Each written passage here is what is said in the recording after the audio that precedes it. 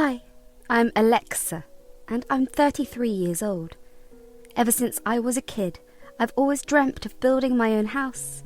The idea of designing and planning out the place I would call home excited me like nothing else. It was a dream I shared with my amazing husband, Oliver. I met Oliver about 14 years ago. After 5 wonderful years of dating, we got married. Our relationship has been filled with love and happiness. We looked forward to owning our own house one day.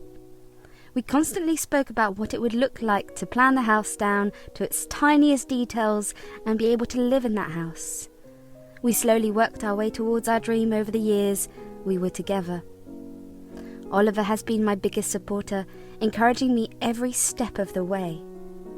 One of my favourite things about Oliver was how he always stood up for me, especially against his parents, Josie and Donald, who didn't seem to like me very much. They enjoyed putting me down and making my life harder. Whenever they needed something, they would force me to do it for them, but then they would criticize my efforts or say they didn't want it anymore. It was so frustrating. To make matters worse, they only came over to my place on my work days. You see, I was fortunate enough to be able to work from home. However, Josie and Donald didn't think I was actually working. They would never listen to me, and I didn't like constantly complaining to Oliver, so I didn't tell him a lot. Whenever they visited me, I would try to tell them to leave me alone, but they would say that they were there to spend time with their precious daughter-in-law. I wouldn't have minded if they just sat around in my house while they let me work, but obviously that would not satisfy them.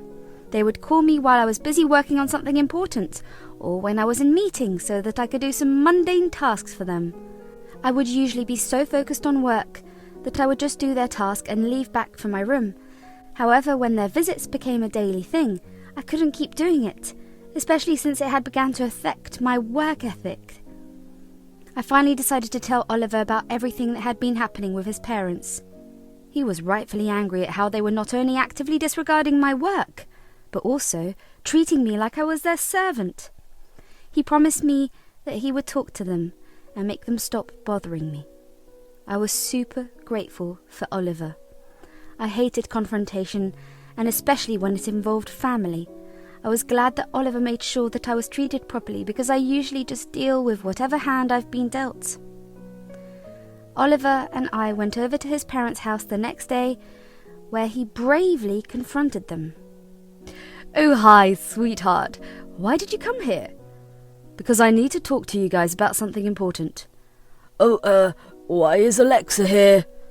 "I brought Alexa with me because we need to address the way you've been treating her." "What do you mean? We just want to spend time with her. There's no harm in that." "Mum, it's not about spending time with her. You've been disregarding her work and treating her like a servant. That's not fair." "Come on, it's all in good fun. We didn't mean any harm." "It's not fun for Alexa when it affects her work and well-being. From now on, you need to respect her work hours. You can see her after work or on weekends." "Fine, if that's what it takes." "Okay, we'll back off. But we didn't think it was such a big deal." "It is a big deal to Alexa, and that's what matters. If you can't respect her boundaries, you might lose contact with both of us. Please understand and change your behaviour." For a while, I had some peace from their constant disruptions. I was able to fully focus on work, and I didn't have to constantly be on edge because I was worried that they would enter my room during a meeting or would demand things from me. After Oliver stood up to his parents, I thought their intrusive visits were finally over, just as we were getting used to the peace. Soon enough, they started coming over even more often. It became really frustrating. I felt like Oliver had already done his best, and telling him to deal with it would never teach them anything or make them stop. So, I decided to stand my ground. I told them that I needed to work. I invited them inside and told them not to disturb me. I went into my room and locked the door to avoid any tantrums that they might throw. Honestly, my heart raced so fast the first time I did that. They actually didn't even disturb me. Once it was time for me to log off from work, I would go down only to see the house empty. While I found it amazing, Oliver's parents didn't like the fact that I was ignoring them at all. "Oliver, We can't believe how disrespectful your wife is acting. She should be spending more time with us, not always holed up in her room. Yeah, we're family after all. She owes us that much. You've got it all wrong. Alexa is not being disrespectful. She's dedicated to her work because we need to be financially stable. But can't she take some time off for family? We miss spending time with her. Of course she values family time, but she also has her career and it's important to her. You might not know this, but she makes double my salary and we mostly rely on her income. Really? Double your salary? Yes, and that's why I won't tolerate any more interruptions. Alexa's work is important, and if you can't respect that, I will make you guys pay for whatever time you made Alexa waste on you. You can't do that. We're your parents. You don't want to try me? We have goals we want to achieve, and I will make you pay for it if you come our way. Fine, whatever. We won't disturb you anymore. Surprisingly, they stopped coming over so often. It was a turning point. We finally got the freedom we had been dreaming of for a while. Oliver and I worked hard and saved up money to build our dream house. I was super excited and focused on designing, while Oliver handled the technical stuff. Finally, my lifelong dream was coming true. But then, at dinner one night, Josie and Donald decided to tell us something shocking. We expect 2 more rooms in your new house because we are going to live with the 2 of you. Excuse me? Who gave you the right to make the decision without even asking us? We decided to do it so that you could no longer ignore us. This is completely disrespectful. You can't just barge into our lives like this. We've been tolerating your disrespectfulness for months now, Oliver. It's time you start showing us some respect as your parents. Respect is a 2-way street. We deserve the same respect from you.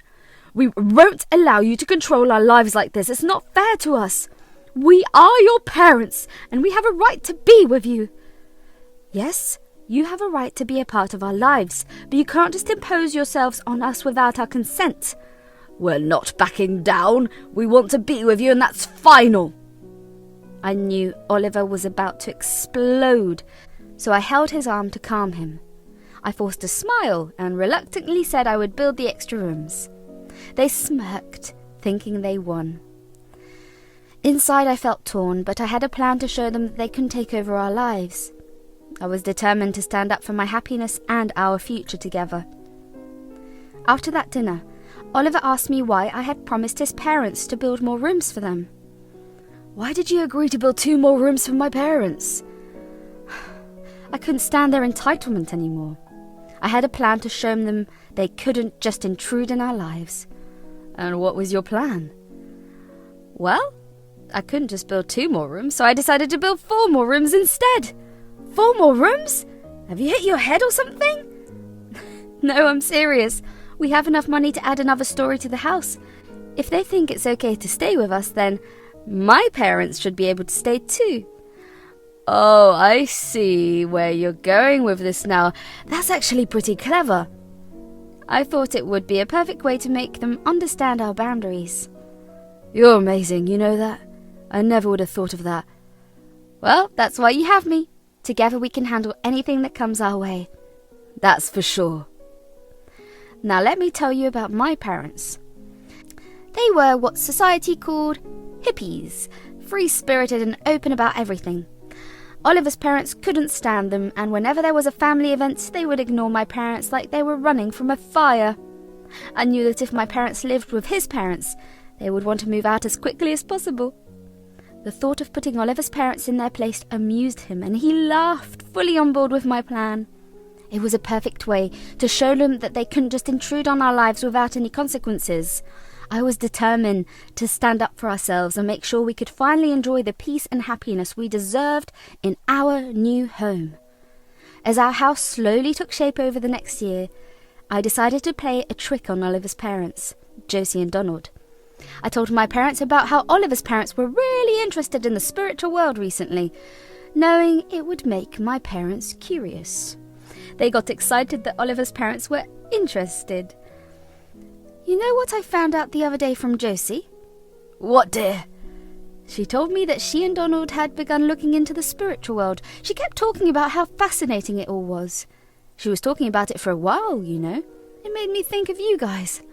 Oh, baby, that's super cool, though. I didn't think that Donald or Josie would ever be spiritual people, but that's awesome. Yeah, I'll probably have to hear a lot more about it, though. What do you mean?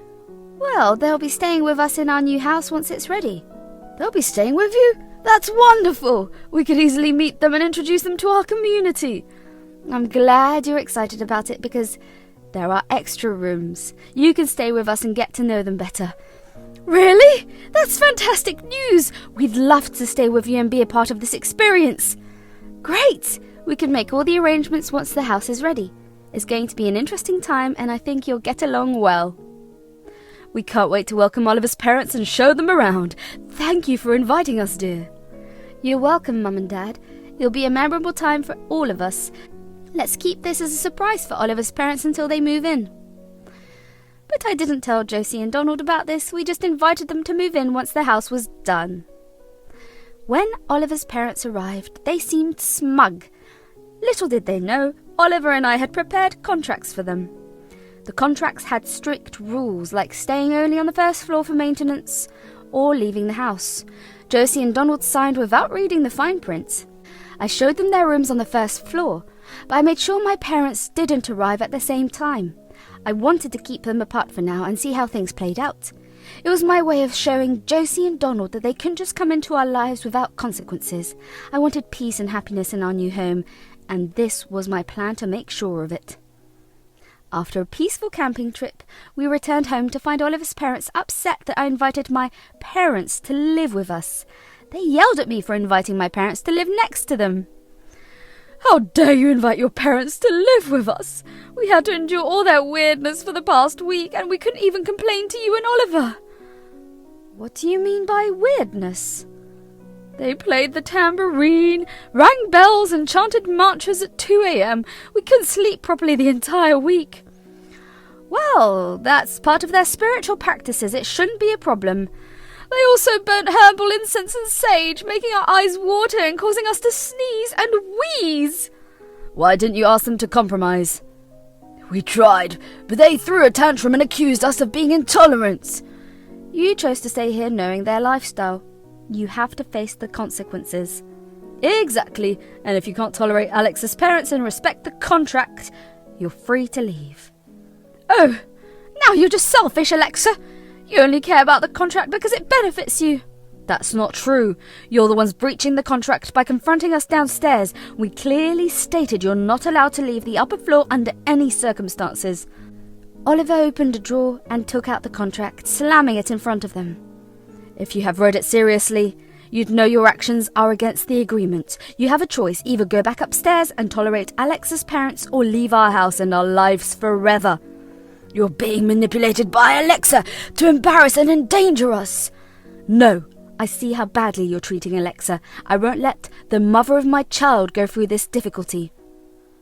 They looked shocked when Oliver mentioned that I was the mother of his child. When they asked if I was pregnant, I nodded. Their faces lit up with joy. They congratulated and hugged me. I was caught very off guard. 1 minute we were arguing and the next we were hugging. I didn't know how to feel, and honestly, I didn't care enough to actually figure it out. I just wanted them out of the house. Apparently they wanted the same thing, but not for them. They wanted my parents out even more now. I wanted to agitate Josie and Donald even more, so I said something even though I would absolutely not be following through with that. Alexa, please ask your parents to leave so we can be part of our grandchild's life in peace and support you during your pregnancy. Our child will follow the same lifestyle as my parents, and I believe they'll benefit from their presence. What? You can't be serious? I am. It's important for our child to be raised in an environment that respects our beliefs. Well, if you don't make them leave, we'll remove you, Oliver and the child, from our will. That's your choice, but you should know that we know all about your financial struggles. It would be a lot smarter for you to use your assets to support yourselves. You can't talk to us like that. Yes, I can.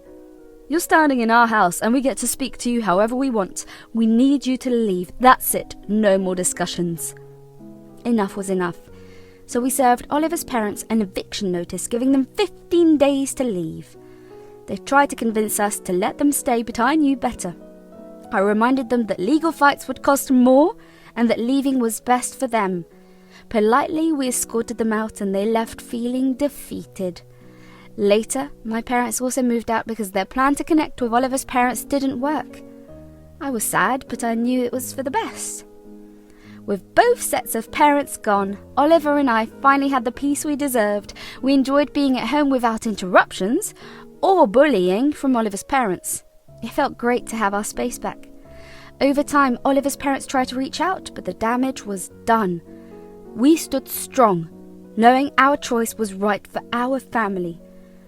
As our child grew inside me, we created a happy home.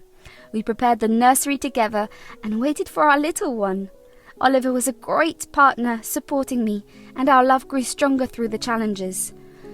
We learnt important lessons, setting boundaries and standing up for ourselves. Our home became a safe place to be ourselves. Oliver and I cherished peaceful moments, cooking, reading and walking. Without our parents around, we focused on our family. Life taught us to protect our happiness and well-being. We didn't let anyone control us, and we made a loving haven for our family.